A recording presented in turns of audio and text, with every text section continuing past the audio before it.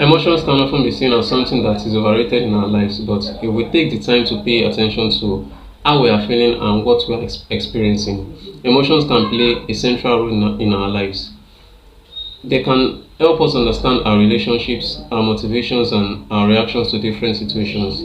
If we take the time to understand and appreciate our emotions, we can use them to our advantage and become more in tune with our lives and the world around us. So in this video, I'll discuss the good and the not so good things about making judgments based on emotions. Make sure you watch this video to the end. Emotions develop specifically to improve our ability to survive and procreate. That's it. They serve as feedback mechanisms informing us whether something is most likely good or not so very good for us.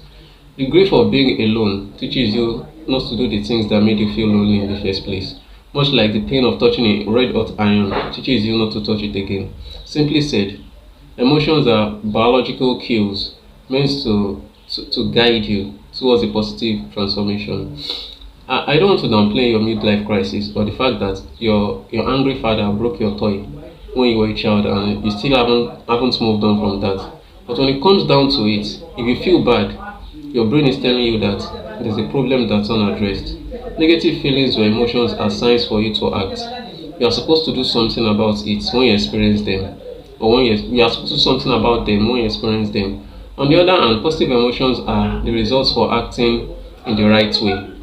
When you experience positive emotions, life appears easy and all that is left to do is to enjoy it. Then, like anything else, the good feelings fade away gradually as new issues inevitably arise. Emotions are a part of our lives, but they do not make up our lives.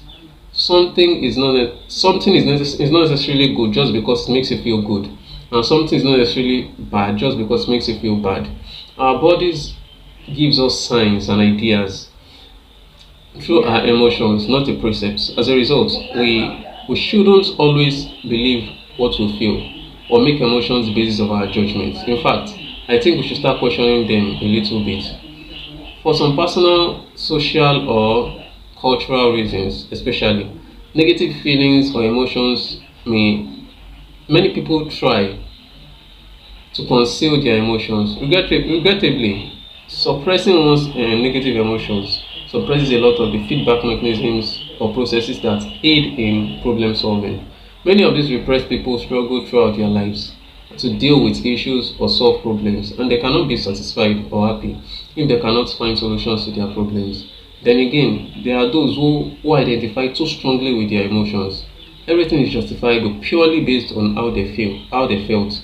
Making decisions solely based on emotional intuition is almost always bad. Excuse me. Because reason isn't there to keep us in check. For the simple reason that feelings are fleeting, they don't last. They don't last. Preoccupation and overinvestment in emotions can or will fail us. Because we are biologically wired to always want more, whatever makes us happy today might not make us happy tomorrow. Happiness obsession eventually leads to a never-ending search for something else, such as a new home, a new partner, another child, or an increase in salary. And after all our sweat and effort, we feel strangely the same as when we started. The psychologists sometimes refer to this theory as the hedonic treadmill. The idea that despite our best efforts to change our circumstances, we never truly feel particularly different. Our issues are recursive and unavoidable because of this. Everything we do has a cost associated with it. Whatever makes us feel happy will inevitably make us feel unhappy as well. We lose just as much as we gain. Our happy and negative experiences are defined by the same factors. This can be very difficult to take in. We find the concept of attainable ultimate happiness to be appealing. We like to think that we can forever end all of our suffering or find solutions to all of our problems. We prefer the idea that we can be happy and content with our life for all the time. But the truth is, we just can't.